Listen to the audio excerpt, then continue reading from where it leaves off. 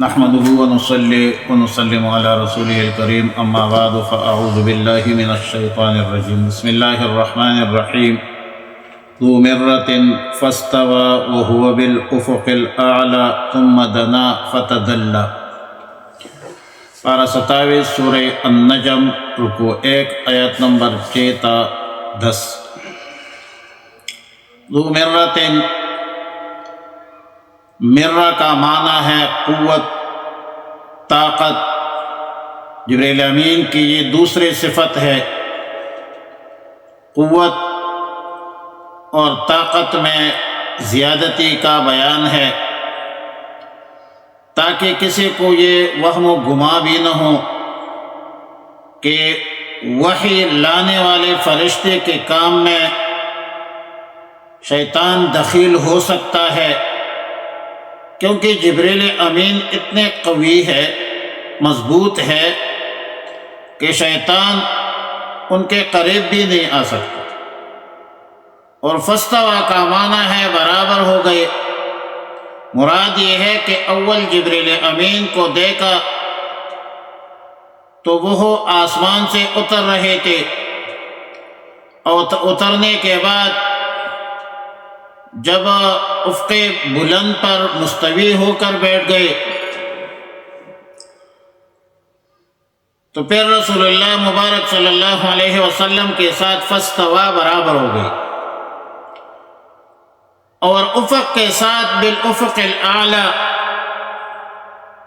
وہو بالافق الاعلی، یہ جبریل امین افق اعلی میں تھے۔ اعلی کے قید میں حکمت یہ ہے کہ افق کا وہ حصہ جو زمین کے ساتھ ملا ہوا نظر آتا ہے وہ عموماً نظروں سے مخفی رہتا ہے، اس لیے افق بلند پر جبریل امین جو ہے دکھلایا گیا۔ اور ثم دنا فتدلی، دنا یدنو کا معنی ہے قریب ہو گیا، وَلَمْ يَبْقَى سِوَى الْعُدْوَانِ دِنَّهُمْ كَمَا دَانُوا،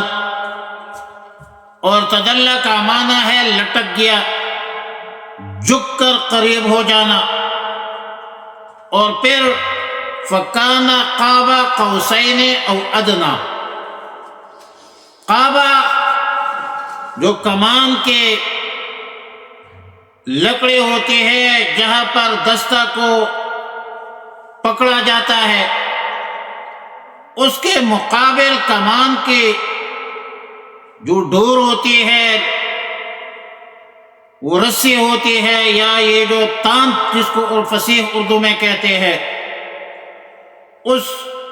ان کے درمیانی فاصلے کو قاب کہا جاتا ہے، جس کا اندازہ تقریباً ایک ہاتھ سے کیا جاتا ہے۔ اور قاب قوسین یعنی دو کمانوں کے قاب، فرمانے کی وجہ عرب کی ایک خاص عادت ہے کہ دو آدمی اگر آپس میں معاہدہ کرے، صلح کرے، مفاہمت کرے، دوستی کرنا چاہے، تو جس طرح ایک علامت ہاتھ پر ہاتھ رکھنے کے حوالے سے معروف ہے، مشہور ہے، اس طرح دوسری علامت جس سے دوسرے کا مظاہرہ کیا جاتا ہے اور دوسرے کو پکا مضبوط کیا جاتا ہے، اس کی علامت یہ ہوتی ہے کہ دو شخصوں کو اپنے اپنے کمانوں کے لکڑے اپنی طرف کر لیتے ہیں اور کمان کے ڈور دوسرے طرف۔ اس طرح جب دونوں کمانوں کی دوڑے آپس میں، رسیاں آپس میں مل جائے تو باہمی قرب اور محبت اور مودت کا اعلان کیا جاتا ہے،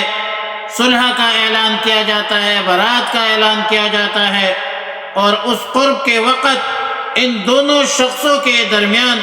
دو قوموں کے درمیان جو فاصلہ رہتا ہے وہ قاب کا فاصلہ ہوتا ہے، تقریباً 2 ہاتھ دونوں کے یا 1 گز کے فاصلے پر ہوتے ہیں۔ اور ادنیٰ میں یہ بتلایا کہ یہ قرب اور اتصال عام رسمی اتصال کی طرح نہیں، بلکہ اس سے بھی زیادہ ہے، قوسین سے بھی زیادہ ہے۔ آیت مذکورہ میں جبریل امین کا غایت قرب ہو جانا مراد ہے کہ یہ ثابت ہو جائے کہ جو وحی انہوں نے پہنچائی ہے اس کو سننے میں کوئی شک نہیں ہے، کوئی شبہ نہیں، اور شک و شبہ کی گنجائش بھی نہیں ہے۔ اور یہ کہ اس قرب و اتصال کی وجہ سے یہ بھی احتمال نہیں رہا کہ رسول اللہ صلی اللہ علیہ وسلم جبریل امین کو نہ پہچان سکے، اور کوئی شیطان جو ہے مداخلت کرے، یہ بھی نہیں ہے۔ اور پھر فَأَوْحَى إِلَىٰ عَبْدِهِ مَا أَوْحَى، اس قرب و اتصال اور مودت اور محبت اور قربت کے بعد اللہ نے وحی، اوحا کی ضمیر اللہ کی طرف راجع ہے، اور عبدہ کی ضمیر بھی اللہ کی طرف راجع ہے۔ سبحان الذی اسری بعبدہ ہے، وَإِن كُنتُمْ فِي رَيْبٍ مِّمَّا نَزَّلْنَا عَلَىٰ عَبْدِنَا ہے،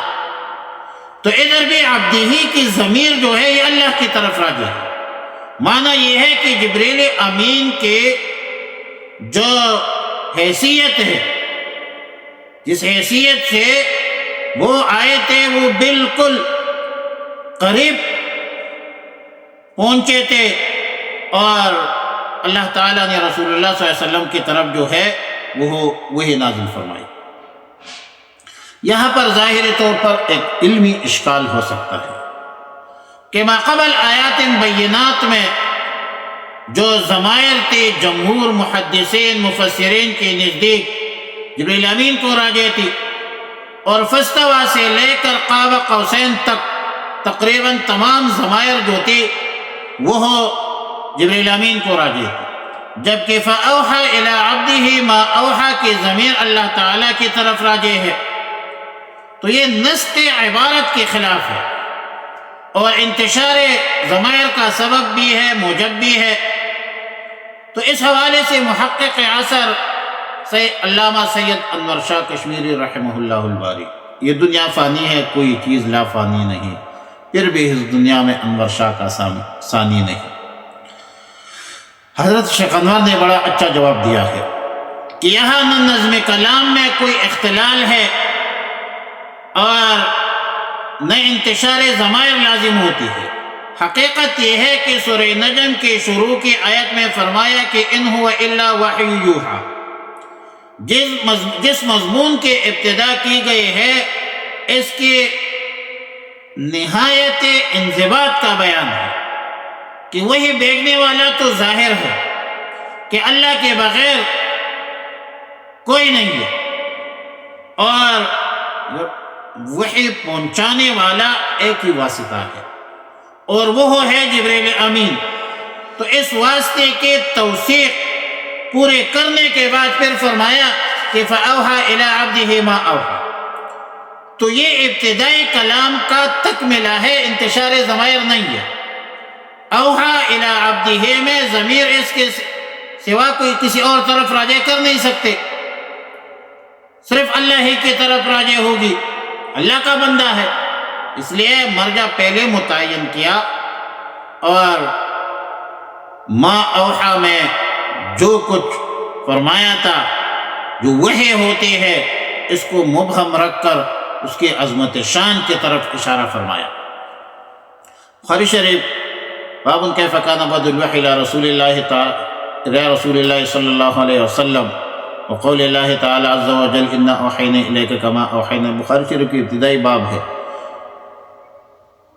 اس باب سے معلوم ہوتا ہے کہ اس وقت جو وحی نازل ہوئی تھی وہ سورہ مدثر کی ابتدائی آیتیں تھی۔ وعلی کل حال نظم کلام سے قرآن کی حقانیت ثابت ہوتی ہے کہ قرآن کلام برحق ہے، اور وحی کرنے والا ذات باری تعالیٰ ہے، واسطہ جبریل امین ہے، اور آیت مذکورہ میں جبریل امین کی جلالت شان اور شدید القوا جو ہے وہ ثابت فرما رہے ہیں۔ ذو مرۃ، یعنی یہ جبریل امین بڑا طاقتور ہے، فاستویٰ، پس وہ قائم ہوا اصلی صورت میں، وہو بالافق الاعلیٰ، اور وہ اونچے کنارے پر تھا، ثم دنا، پھر وہ نزدیک ہوا، فتدلی، پھر لٹک گیا، فکان قاب قوسین او ادنا، پھرتا فکانا پھرتا وہ فاصلہ، قابا برابر، قوسین دو کمان کے، او ادنا یا اس سے بھی کم، فاوحی الی عبدہ، تو اس نے وحی کی اپنے بندے کی طرف، ما اوحا، جو کچھ اس نے وحی کی۔ اللہم ربنا تقبل منا انک انت السمیع العلیم وتب علینا یا مولانا انک انت التواب الرحیم، استغفر اللہ ربی من کل ذنب واتوب الیہ، صلی اللہ علی النبی الامی الکریم وعلی آلہ واصحابہ اجمعین۔